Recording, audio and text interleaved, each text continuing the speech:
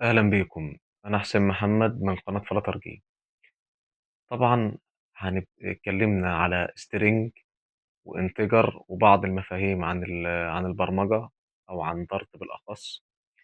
هنتكلم عن بعض الاختصارات هتفرق معاك وانت شغال في تكتب الكود. طيب، أي كود وانت بتكتبه طبعا بيحتاج سيمي كولوم، أقواس معينة.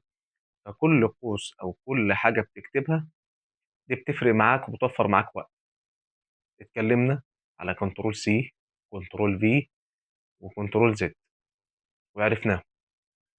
كنترول سي للنسخ، وكنترول في اللي انا بطبع الحاجه اللي انا نسختها، وكنترول زد لو انا غلطت في حاجه في الكود او غلطت في النقطه دي ممكن ارجع لها تاني.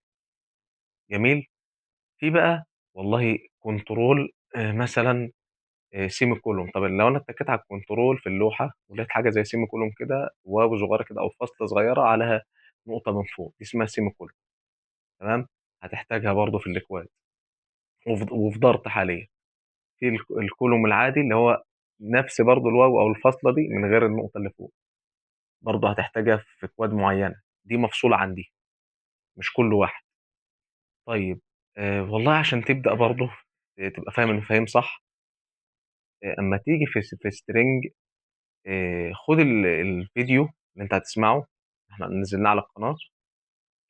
استفاد منه على قدر الامكان من الايرور في السنتكس. ركز في الحته دي عشان الايرور ده هيتنيه معاك لحد فلتر، لحد ما توصل يعني سنه قدام هيتني ان الايرور ده معاك.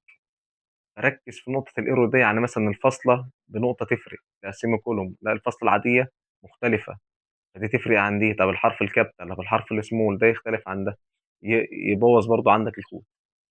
فانت علشان ما يبوظش عندك الكود وفي نفس الوقت تلاقي الموضوع الايرور ده ما يزهقكش او مثلا تمل منه، لا، يبقى انا مخلي في الفرق عندي، مركز في الكابيتال والسمول في الحروف، مركز والله في القوس ده، القوس ده عادي ولا قوس معكوف، ولا القوس بتاع القائمه اللي هي ليست. فكل ده بيفرق. ما ينفعش مثلا اجي اعمل قوس معكوف في ليست، ما الليست والله قوس عادي مش قوس معكوف. فهي دي بتفرق بالنسبه للبرمجه، يعني النقطه فيها والفاصله فيها بتفرق. تمام. عشان برضه اما تيجي تشتغل ما تزهقش لما يجي لك مثلا ايرور او يجي لك غلط في حاجه. تمام. وان شاء الله انتظرونا الفيديو القادم. هنتكلم عن انتجر.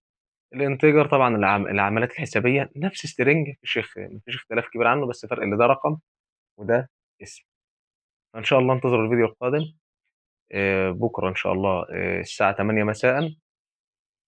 سلام.